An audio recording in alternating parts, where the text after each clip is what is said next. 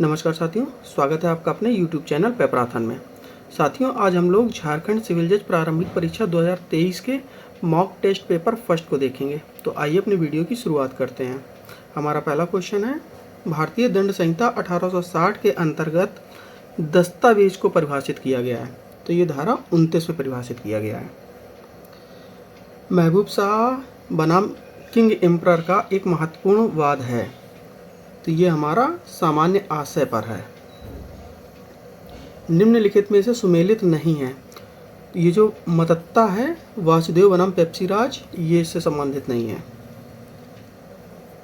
एक मृत व्यक्ति की इच्छा पत्र का निष्पादक होते हुए उस विधि की जो चीज वस्तु को इच्छा पत्र के अनुसार विभाजित करने के लिए निर्देश देती है, बेईमानी से अवज्ञा करता है और चीज वस्तु को अपने प्रयोग हेतु विनियुक्त कर लेता है। ने कौन सा अपराध किया है? तो उसने आपराधिक न्यासभंग किया है। भारतीय दंड संहिता की कौन सी धारा स्वैच्छिक मदिरापान से संबंधित है? तो स्वैच्छिक मदिरापान से धारा 86 संबंधित है।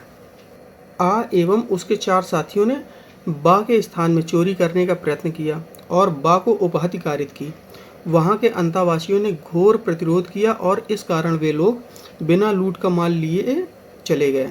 वे दोषी हैं, तो वे डकैती के दोषी हैं। निम्नलिखित में से किस मामले में अभिनिर्धारित किया गया कि प्राइवेट प्रतिरक्षा का अधिकार वैसे ही प्रारंभ हो जाता है जैसे ही शरीर को खतरे की युक्त आशंका उत्पन्न होती है, और यह अधिकार तब तक रहता है जब तक कि शरीर को खतरे की युक्त आशंका विद्यमान रहती है। तो ये कहा गया था अरुण बनाम महाराष्ट्र राज्य में, 2009 का ये वाद है। भारतीय दंड संहिता की किस धारा में यह स्पष्टता कहा गया है कि प्राइवेट प्रतिरक्षा का अधिकार उन निबंधनों के अधीन है जो धारा 99 के तहत निहित है? तो ये धारा 97 में कहा गया है। भारतीय दंड संहिता की किस धारा में फिरौती के लिए व्यपहरण का उपबंध है? तो फिरौती के लिए व्यपहरण धारा 364 का में है। आजीवन कारावास के दंडादेश की सरकार कितने वर्षों के कारावास में लघुकृत कर सकेगी? तो ये 14 वर्ष।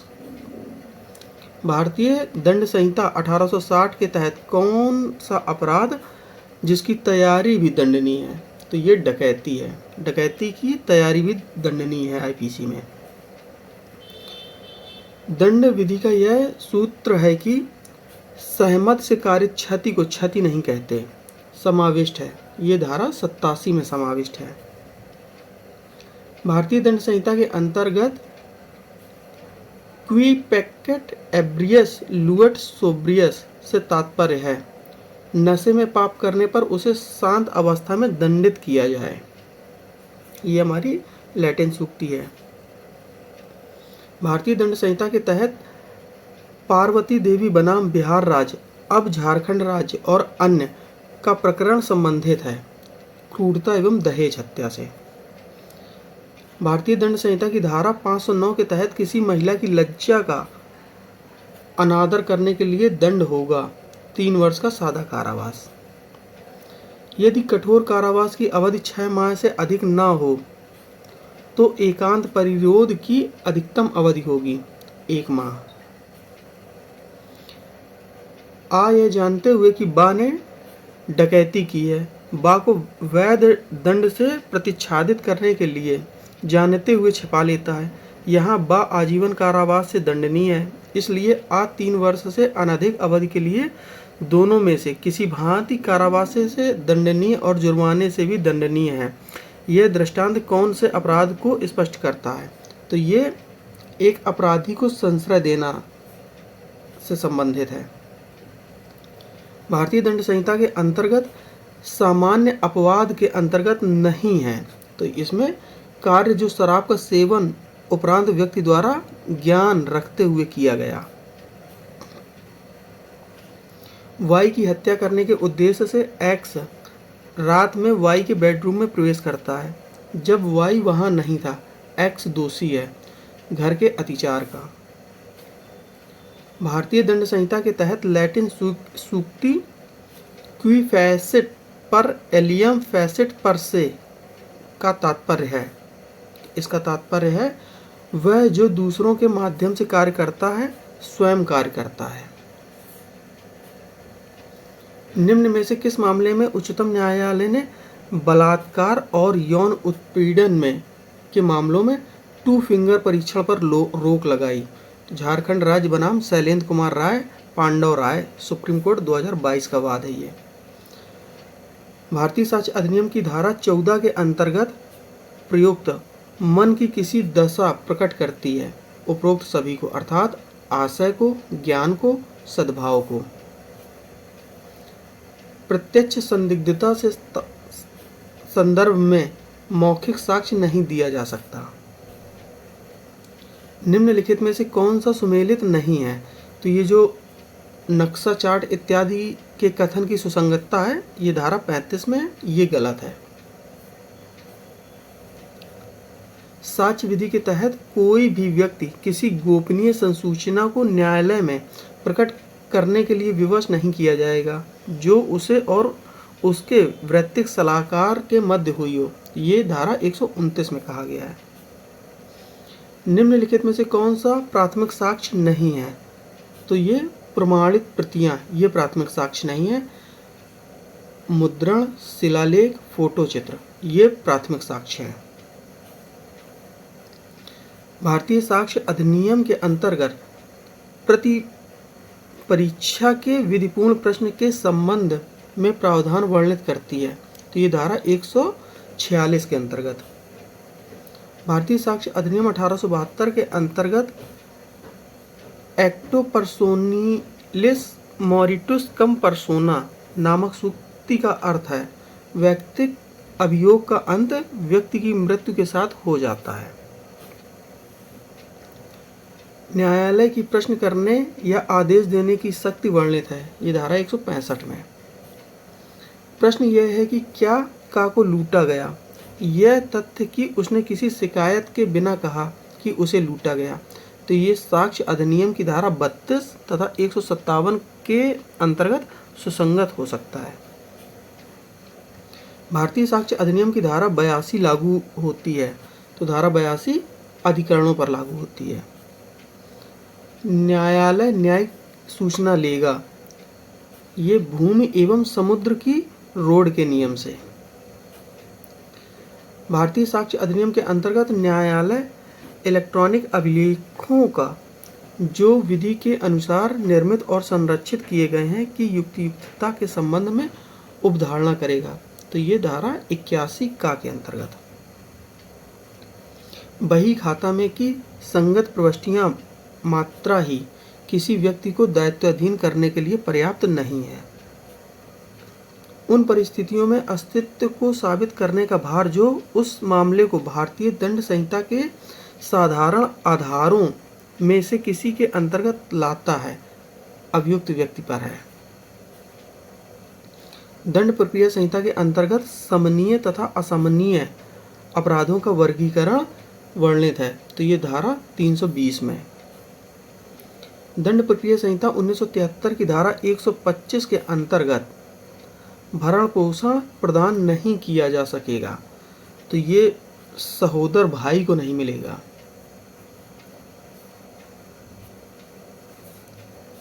निम्न में से किस मामले में उच्चतम न्यायालय ने गिरफ्तारी पर अरनेश कुमार का दिशा निर्देश का सख्ती से पालन के उच्च न्यायालयों और राज्यों के पुलिस डीजीपी को अनुपालन सुनिश्चित करने का निर्देश दिया? तो ये मोहम्मद अशफाक आलम बनाम झारखंड राज्य एवं अन्य 2023 का वाद है। पुलिस द्वारा गिरफ्तार किए गए व्यक्ति को 24 घंटे के भीतर मजिस्ट्रेट के समक्ष प्रस्तुत करना आवश्यक है, धारा 57 के अंतर्गत। निम्न सूक्ति कांडो लेक्स एलिक्विड एलिक्की कॉन्सेड कांसेडिया विडेदुर इड साइने क्यू रेप इप्सा इप्से नॉन प्रोटेस्ट संबंधित है, तो ये उच्च न्यायालय की अंतर्निहित शक्तियों से संबंधित है। दंड प्रक्रिया संहिता 1973 के अंतर्गत हत्या के मामले में कौन सा न्यायालय विचारण कर सकता है? सत्र न्यायालय। दंड प्रक्रिया संहिता की धारा 2H परिभाषित करती है किस पद को? तो ये अन्वेषण को परिभाषित करती है। किसी जिले के लिए लोक अभियोजक नियुक्त करने के लिए प्राधिकृत है? तो ये राज्य सरकार। दंड प्रक्रिया संहिता के निम्नलिखित उपबंधों में से कौन सा एक विधिक सहायता हेतु प्रावधान करता है? तो ये धारा 304। दंड प्रक्रिया संहिता की धारा 13 के संबंध में निम्न कथनों पर विचार कीजिए। नंबर 1, उच्च न्यायालय किसी व्यक्ति को जो सरकार के अधीन पद धारण करता हो या कर चुका हो को विशेष न्यायिक नियुक्ति किया जा सकेगा। नंबर 2, उच्च न्यायालय ऐसे नियुक्ति केवल केंद्र सरकार के अनुरोध पर ही कर सकती है। तो इसमें केवल एक सही है। अगला क्वेश्चन है हमारा, ऑट्रीफोइस एक्विट और ऑट्रीफोइस कन्विक्ट सिद्धांत संबंधित है। तो ये धारा 300 से। दंड प्रक्रिया संहिता के अंतर्गत पुलिस डायरी का क्या अर्थ है? तो ये धारा 172 के अंतर्गत अन्वेषण कार्य का अभिलिखित करना। दंड प्रक्रिया संहिता 1973 की धारा 306 में सह अपराधी को क्षमादान दिए जाने का प्रावधान किया गया है जब वह उस अपराध के संबंध में सही तथ्यों का प्रकटन करने का वचन देता है। दंड प्रक्रिया संहिता के तहत धारा 6 के तहत दंड न्यायालयों के वर्ग हैं। तो ये 6 वर्ग हैं। दंड प्रक्रिया संहिता की धारा 95 के अधीन समअपहरण की घोषणा निम्न द्वारा अपास्त की जा सकती है। तो ये उच्च न्यायालय द्वारा अपास्त की जा सकती है। सिविल प्रक्रिया संहिता के अंतर्गत वैकल्पिक विवाद समाधान के किसी एक तरीके के लिए विकल्प देने के लिए न्यायालय का निर्देश उपबंधित है। तो ये आदेश 10 नियम 1 का में। सिविल प्रक्रिया संहिता 1908 की धारा 104 में वर्णित है। तो धारा 104 में आदेश जिनकी अपील होगी इनका वर्णन है। सिविल प्रक्रिया संहिता के पूर्व न्याय का सिद्धांत सूत्र वाक्य पर आधारित है। इंटरेस्ट रिपब्लिकेट सिट फिनिश लिटियम। सिविल प्रक्रिया संहिता 1908 के तहत रिसीवरों की नियुक्ति से संबंधित है। तो रिसीवरों की नियुक्ति आदेश 40 से संबंधित है। सिविल प्रक्रिया संहिता के तहत जहां कोई व्यादेश विरोधी पक्षकार को सूचना दिए बिना दिया गया है वहां न्यायालय व्यादेश के लिए आवेदन को व्यादेश दिए जाने के कितने दिन के भीतर निपटाएगी? तो ये 30 दिन के भीतर। सिविल प्रक्रिया संहिता 1908 के तहत जहां उच्च न्यायालय को किसी मामले का निर्देश आदेश 46 नियम 1 के अधीन किया जाता है वहां उच्च न्यायालय ऐसे मामले में कर सकेगी। तो वो उपरोक्त सभी कर सकेगी, अर्थात संशोधन के लिए लौटाया जाना, किसी डिक्री को परिवर्तित किया जाना, किसी आदेश का रद्द किया जाना, किसी विधि द्वारा धन संबंधी या अन्य परिसीमा के अध्ययन अचल संपत्ति के कब्जे की प्राप्ति का वाद उस न्यायालय में संस्थित किया जाना चाहिए जिसकी स्थानीय अधिकारिता में संपत्ति अवस्थित है। निम्न में से किस वाद में उच्चतम न्यायालय ने कहा कि सिविल प्रक्रिया संहिता के आदेश 9 नियम 13 के आवेदन को स्वचालित रूप से केवल तभी अनुमति दी जा सकती है जब डिक्री को एक पक्षीय रद्द करने के लिए पर्याप्त कारण हो, अन्यथा नहीं? तो ये सुबोध कुमार बनाम समीम अहमद 2021 का वाद है, उसमें कहा गया। सिविल प्रक्रिया संहिता के तहत जहां न्यायालय संतुष्ट है कि उसके सामने लंबित वाद में किसी अधिनियम की वैधानिकता का प्रश्न अंतर्ग्रस्त है तो उसे उच्च न्यायालय को निर्देशित कर देना चाहिए। सिविल प्रक्रिया संहिता 1908 के तहत धारा 135 में वर्णित है। तो धारा 135 में सिविल आदेशिका के अधीन गिरफ्तारी से छूट वर्णित है। सरकार के विरुद्ध सिविल वाद करने से पूर्व दिए जाने वाले नोटिस की कालावधि है तो ये 2 माह। सिविल प्रक्रिया संहिता के अंतर्गत स्थगन नहीं दिया जाएगा। पक्ष का अधिवक्ता अन्य अदालत में व्यस्त है, इस कारण स्थगन नहीं दिया जाएगा। सिविल प्रक्रिया संहिता 1908 के तहत सुमेलित नहीं है, तो उपरोक्त में से कोई सुमेलित नहीं है। सिविल प्रक्रिया संहिता 1908 के अंतर्गत किसी न्यायालय द्वारा पारित निर्णय का पुनर्विलोकन किया जा सकता है उस न्यायालय द्वारा जिसने निर्णय पारित किया था। सिविल प्रक्रिया संहिता 1908 के तहत पुनर्विलोकन वर्णित है, तो पुनर्विलोकन का वर्णन भाग 8 में किया गया है। भारतीय संविदा विधि के संबंध में निम्नलिखित कथनों पर विचार कीजिए।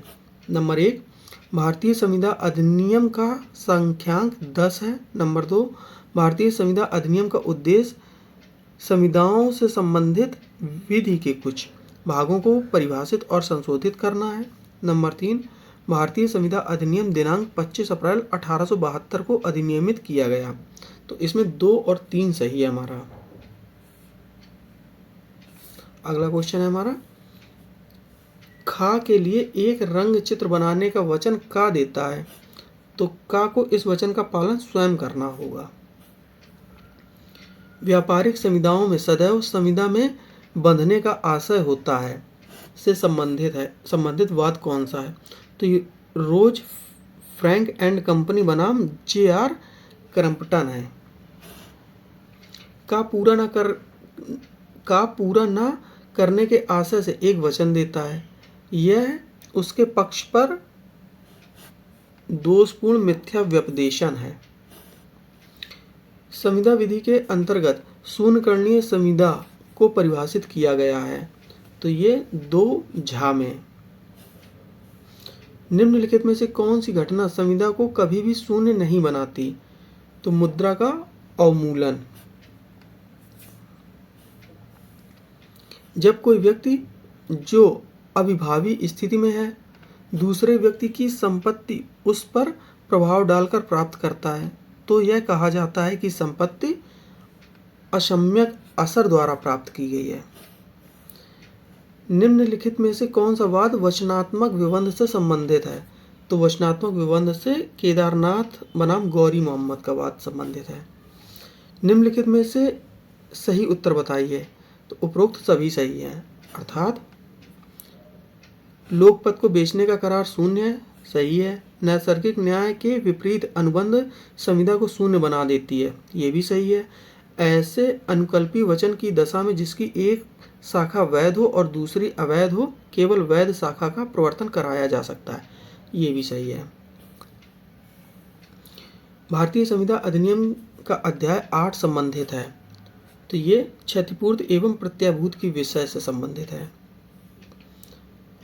अभिकर्ता के प्राधिकार का पर्यवसान होने पर उसके द्वारा नियुक्त सभी उपाभिकर्ताओं के प्राधिकार का भी पर्यवसान हो जाता है, तो ये धारा 210 के अंतर्गत। निम्नलिखित कथनों पर विचार कीजिए। नंबर 1, स्वीकृति की संसूचना प्रतिगृहीता के विरुद्ध पूर्ण होती है यह जब यह प्रस्तावक की जानकारी में आ जाती है। नंबर 2, प्रस्थापना और स्वीकृति प्रति संहृत की जा सकती है, तो इसमें 1 और 2 दोनों सही है।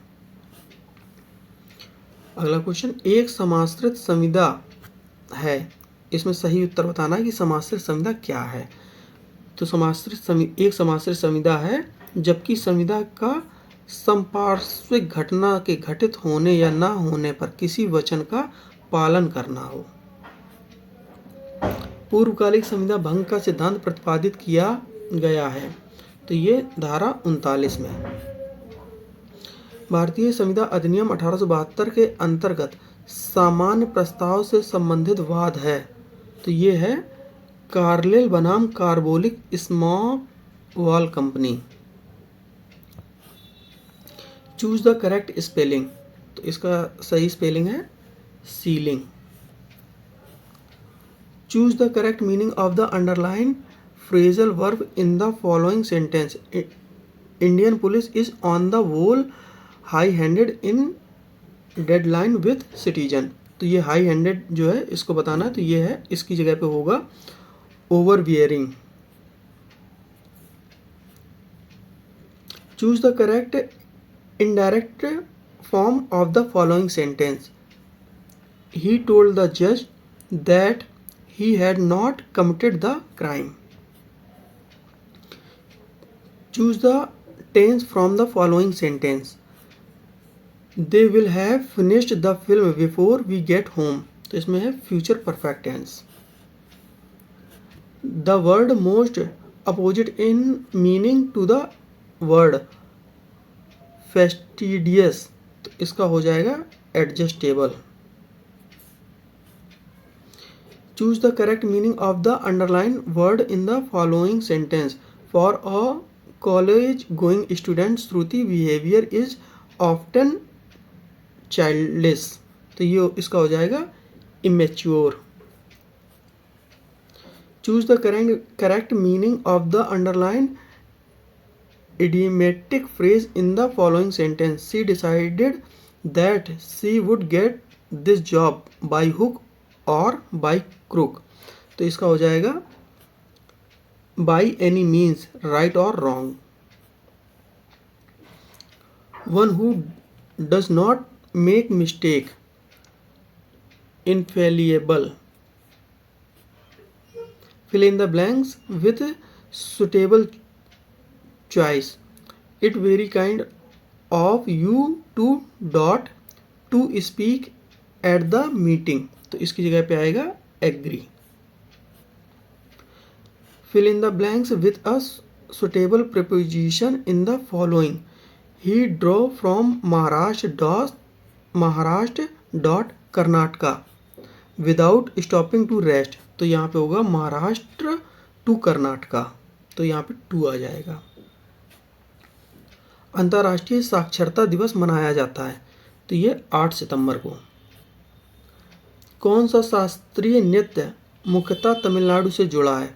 तो तमिलनाडु से जो नृत्य जुड़ा है वो है Bharatanatyam. My country my life पुस्तक के लेखक कौन है? तो इसके लेखक हैं लाल कृष्ण आडवाणी जी। इनमें से कौन भारत रत्न से सम्मानित नहीं है? तो रविंद्रनाथ टैगोर जी भारत रत्न से सम्मानित नहीं है, बाकी विनोबा भावे, राजेंद्र प्रसाद, मदन मोहन मालवीय ये भारत रत्न प्राप्त कर चुके हैं। एंटोमोलॉजी में अध्ययन किया जाता है, तो इसमें कीटों का अध्ययन किया जाता है। विश्व मानचित्र के निर्माणकर्ता थे, तो ये थे अनेक्जीमेंडर जी। इन्होंने विश्व मानचित्र को बनाया था। पालकोट की गुफाएं अवस्थित हैं, तो पालकोट की गुफाएं गुलमा में अवस्थित हैं। क्षेत्रफल की दृष्टि से भारत का सबसे बड़ा टाइगर रिजर्व है, तो ये नागार्जुन सागर श्री सेलम है। प्लास्टिक के आविष्कारक थे, तो प्लास्टिक के आविष्कारक थे Alexander parks. Hindustan aeronautical limited का मुख्यालय स्थित है, तो इसका मुख्यालय बेंगलुरु में है। तो आज का ये पेपर हमारा यहीं समाप्त होता है। आशा करते हैं कि आपको वीडियो अच्छा लगा होगा। अगर वीडियो आपको अच्छा लगा है तो लाइक करें और हमारे चैनल को सब्सक्राइब करें। धन्यवाद।